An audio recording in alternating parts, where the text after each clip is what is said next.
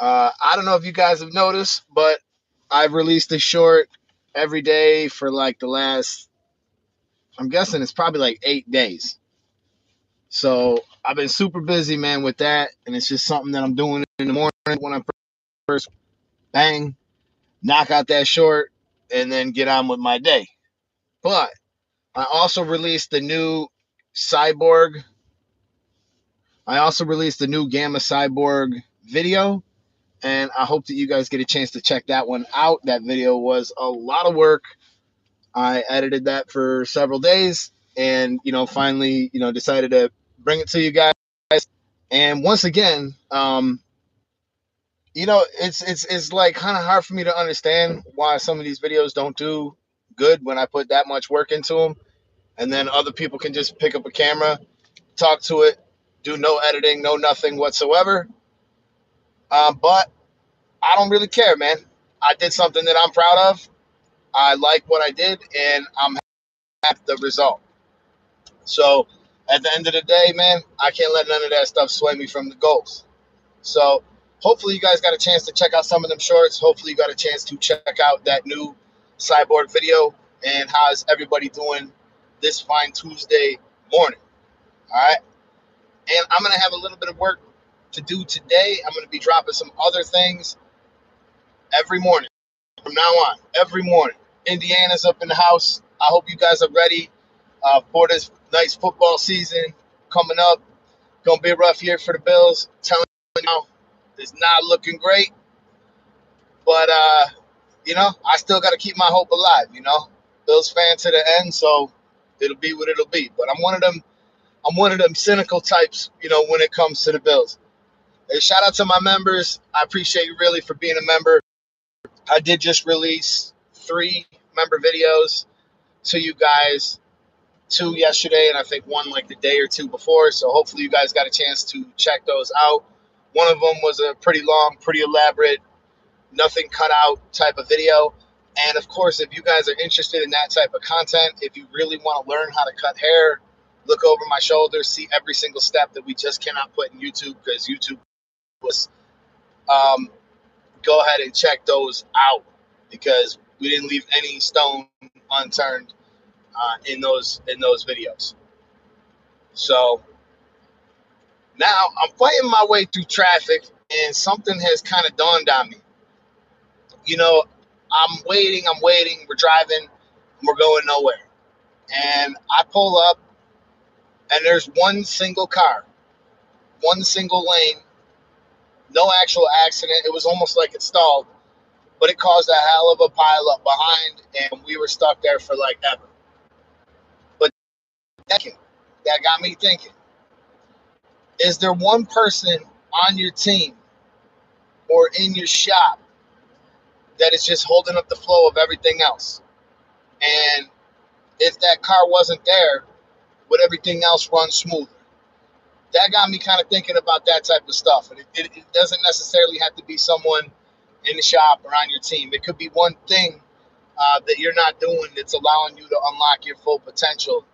And one of the things that I've talked about many, many times on the channel is the grind.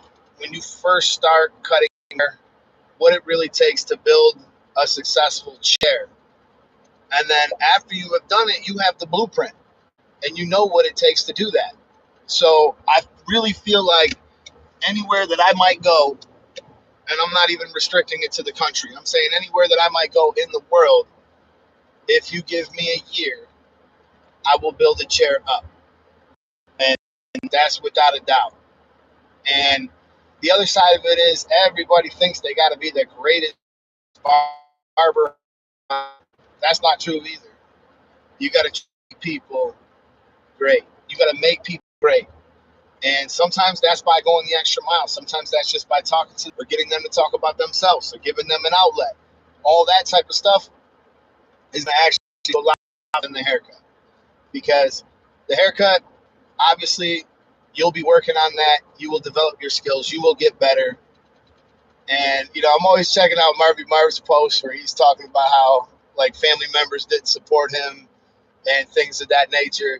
And then all of a sudden, when he got good, everybody's coming around looking to get a haircut, still looking for the cheap, for the free, for the whatever.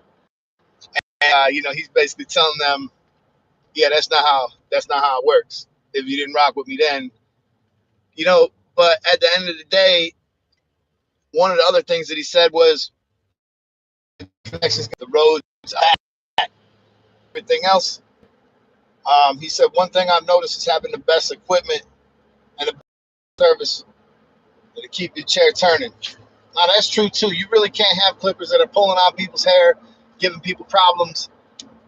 If you have that type of stuff going on, nothing, you know, that you got to provide a good and superior service and give them something that they can't get somewhere else. I mean, if they wanted a quick haircut that was decent, they would have said that was decent. They would go to Supercuts or Great Clips. If they wanted to go to another barber who was better than you, they would. If they felt like they would get a better haircut somewhere, they would. But one thing that they can't leave you if you make them feel good, make them feel like somebody else does not. You go that extra mile where somebody else does not. So, really says one thing I noticed is having the best equipment. Yeah, that helps. The chosen one. I'm 3 months in there. Only females helping me, which I'm truly grateful for. I went around the city. None of the male barbers would let me under their wing. People are private. Well, I don't really understand how people wouldn't want to help each other out because personally, I've never been like that. We've had plenty of people come into the shop on like Saturdays just to learn and stuff like that. We've done that a lot for people, but not everybody feels that way. Some people just don't want to deal with that. But I will give you some advice if you want to go to shops to try to learn, make it a little bit of a two-way street. Say, hey, I'll sweep, I'll go get coffee, I'll go get you guys food, I'll do whatever. If you guys don't mind, maybe I can come in on just a Saturday, morning for a couple of hours and just kind of look over your shoulder and build that relationship a little slower. And I wouldn't go in guns blazing trying to, sit in there right away, but just go in there with hey, I'll do for you and maybe you'll do for me. And the principle of reciprocity will take over there, because if they see you going the extra mile for the shop, you're not getting paid, you're showing up on your own time, you're doing all this stuff. There's got to be somebody there with a heart that's going to look at you and say, you know what, this guy really wants to learn. This girl really wants to learn. Like, I think I'll explain some about things, And if you did do that, he said, I offered to clean the bathrooms and the whole shop. Well, if you did do that, you probably just went into the wrong shop. I can't imagine if you did that, more than 5 times, that you would not find somebody to take you up. I'd be damned if somebody came in my shop and said, hey, I'll clean up the shop and you guys learn to help me. No problem. No problem at all. We would be happy to help somebody usually in that situation. But it sounds like you might be a better candidate for, just keep grinding away, watching these YouTube videos, stuff like that. And if you're, interested in maybe getting a little deeper, just, jump into the members month, and I'm going to continue to release more content for the members, exclusive content for the members. And, that's the only way I can do it anymore, because YouTube will pretty much not allow you to release a tutorial that's more than 8 minutes. And if you do, you're gonna tank, and then all your other videos are not gonna get suggested, and it's just one of those deals. Chosen one, he said, Jersey. Yeah, I feel you. It's not easy to get your start, no matter where you go. I mean, no matter where you are, there's always going to be some struggles. There's always going to be some battles, and you got to look at it in a couple different ways. And one of the ways that I try to look at it is like, can't be strong unless you're facing some adversity, and it really wouldn't be the same when you get on the other side of it if you didn't. Once you figure this out a little bit, it just everything starts to make sense. And I'll tell you this too: in the beginning, man, you have got to be in the shop. If you're not fully booked, you got to be in the shop. You got to be there early. You got to leave late. You got to make those sacrifices, even get a person in the chair. And when you don't get a person in the chair, it's not time to leave the shop. It's not time to disappear. It's not time to play around on your phone. It's time to actually do things on your phone that are going to get people in your chair. Start making posts. Be relentless. Introduce yourself to people in the plaza that you work in. Try to do your best to build your business and do things that are actually going to lead to that happening. Or you could just sit around and say, hey, man, nobody comes here. Hey, man, the owner's not doing anything for me. Hey, this, that. Nobody's going to build your business for you. Nobody. And, it's just, oh, yeah. He said, do you think it's pretty, do you think it's good to be pissed off if the clients continually step on a footrest? That's another thing that sets me off, really. That's another thing. It's not a diving board, all right? Just it's a footrest. Just rest your feet when you down.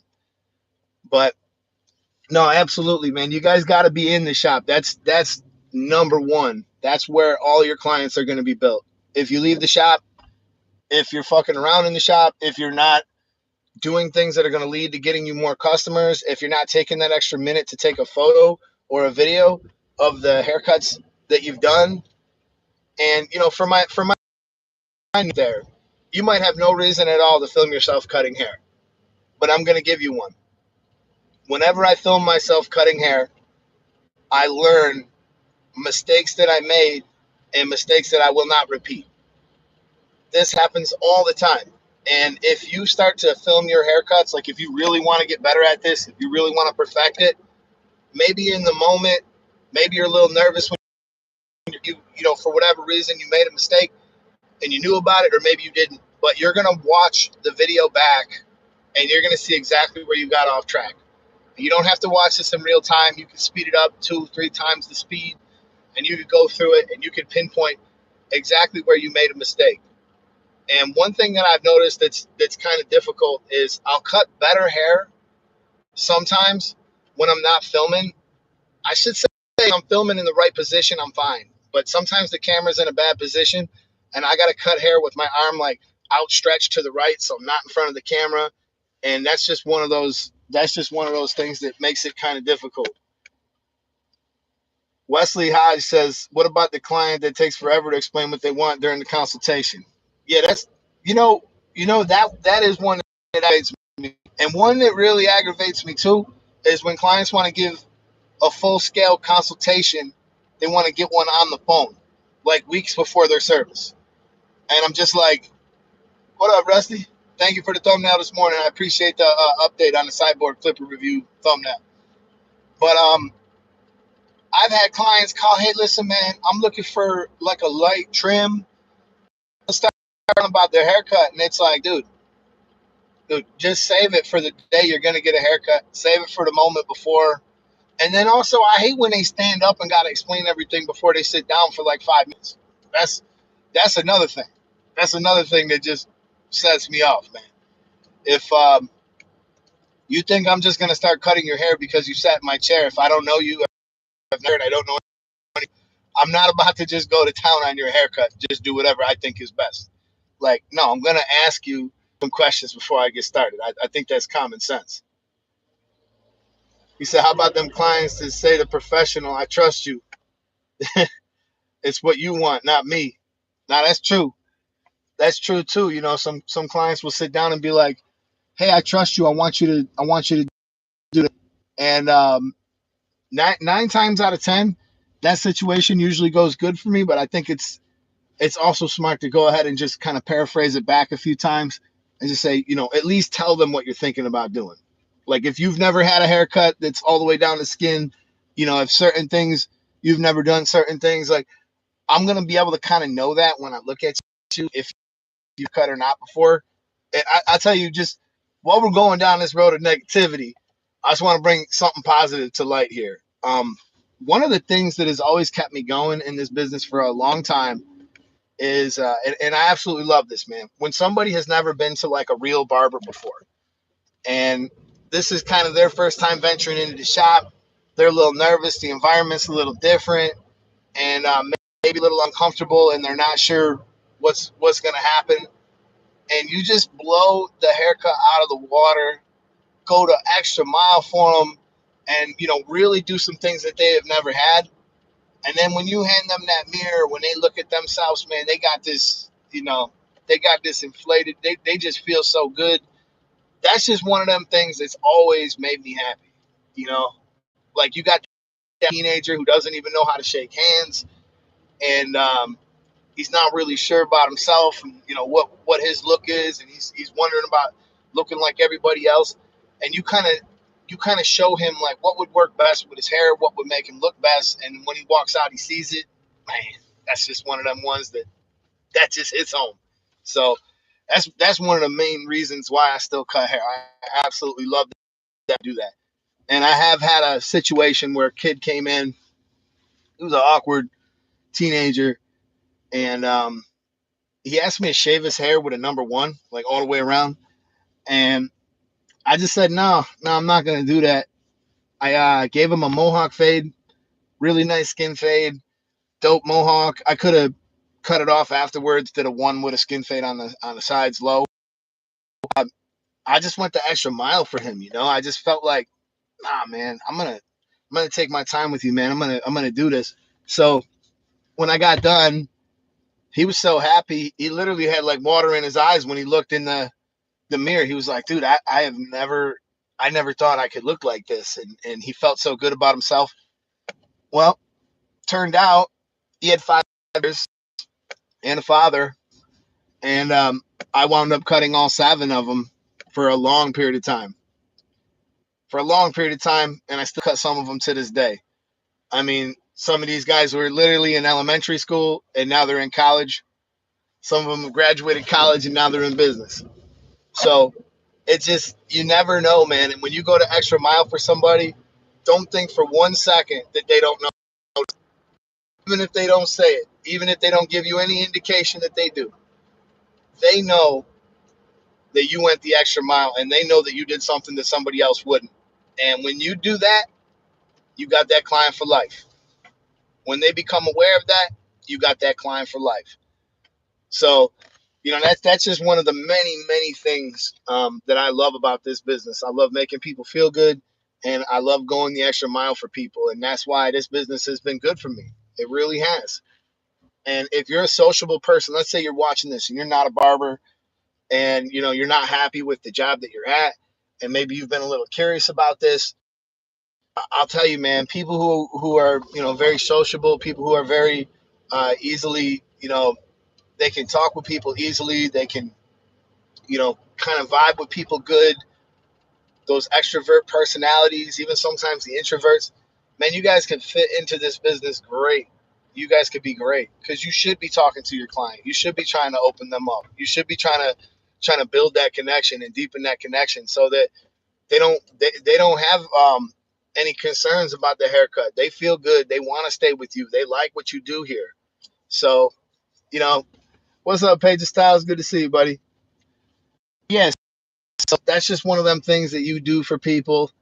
And even if you're not a barber and you have to learn how to become a barber, that's one of those skills I think sometimes it just can't, it's kind of with you.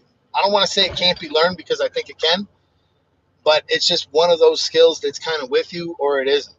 And if you're somebody who's just constantly disrespectful or doing things that aggravate people, or you just have a lot of friction in your day to day life, and you're a barber and you're miserable and you're bringing that with you to the shop, um, the odds of you doing well there for a barrage of reasons is probably not good. It's probably not good. You got to learn how to departmentalize that stuff. Everybody's going through things, and you got to learn how to put it. You got to learn how to put it to the side. Really, the barber said, "I just want to thank you for being there and for building us up, buddy. I appreciate you, man. I appreciate you too, because that's the real truth of it. The haircut. All right. So if we put this into percentages real quick, because I'm pulling up on the shop, what percentage out of the 100%? What percentage do you think the haircut actually is factored in? And I have seen some things in my life. I don't know the answer. I don't know if it's possible to come up with an accurate answer, but I know this. I've seen some barbers that were just really, really great people, took the time with their clients, talked to them, and made them feel good, but cut terrible hair. And I've seen them with full chairs without any problems. I've seen some of the most talented barbers, people that could cut hair better than the majority of people that just get it. And I've seen them slower than dirt. So let's keep that in mind when we start guessing our percentages. But the chosen one, he says 10%. He says the haircut accounts for about 10%. I could agree with that. I could agree with 40%. But I think what we're probably going to figure out here is the haircut probably accounts for 50 or less of the overall service. So if there is another 50% minimum of things that you can be doing for people, let's try to do them things today. Let's try to do them things today. Let's try to exercise those patience. Let's try to treat people the way that we would want to be treated when we walk into a business. And let's try to make people feel the way that we would want to feel when we clients that aren't yours. That's a huge one. Greet people just for walking in the shop. Thank people for coming, whether they came to you or they came for somebody else. Talk with people. Engage with people. That type of stuff. Don't just sit there on your phone and completely fucking ignore somebody who just walked in. Like, there is nothing worse or more annoying to me than that. There is just a couple little things that I view as common sense. Exactly, chosen one. He said customer service. I view these things as common sense, but sometimes when I look around certain shops, I don't see common sense taking place. And if you've ever went into Walmart and you wonder why they had to make a million rules for people, I've been thinking about this. You know, your shift starts at this time. Your shift ends at this time. At this time, you can't take this much time off. You can't do this. You can't do that. Well, realistically, if you have a person who's there and shares the vision of the business, you don't have to babysit these people. But if you have people that take advantage of things, that's how those dumbass fucking rules get made. Excuse my language, but sometimes you look at it and you're like, no, and you, well, somebody did, or the sign wouldn't be there. And that's why you see all these corporate companies with a million rules, because somebody at some point took advantage of them somehow. So they started building it into the regulations, into their place of business. So it's just one of those things that the majority of this stuff is common sense. I don't care if I worked at Walmart, if I worked at this gas station, if I worked somewhere else. Like, I'm going to try to go above and beyond because that's the type of person I am. I'm going to make sure that everything that I'm supposed to handle is handled, and I'm going to handle even more besides the fact. So it's just one of those things, man. Just being a good human, exercising common sense, doing things that make sense, and exercising that customer service. Because if you guys realize that customer 50% of the customer experience, which I think we all kind of agree on, because we all think that, 10 to 40% is the haircut. You should be able to give a decent haircut. And if you can't give a decent haircut, I wouldn't worry about it, because sooner or later, you're going to figure that part of it out. And that's the trainable, that's the easy part. Is if you're just not a good human and you come into the shop thinking that somehow being in the shop is going to change the fact that you're not a good human, that's the hard part. That's the thing that's not going to be the case. That's going to be really hard for you to come out the other side of.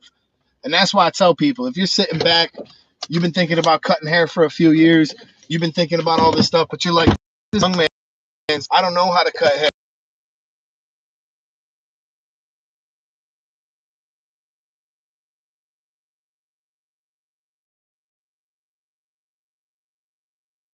Skills right there are transferable here. And they're not going to just vacate you because you decided to do something else with your life. That's not going to happen. So if you're sitting back and you're thinking about it, man, I think you should get to it. I think you should start putting steps in place. Set a goal, make a plan, reach the goal. All right, you guys, I'm going to jet. I do appreciate you all for tuning in today. and I will catch you guys in the next one. I got my Andis 7-in-1. This is the only product that Andis ever created that's worth a damn. All right, you guys have a good Tuesday. I'll catch you guys. Peace.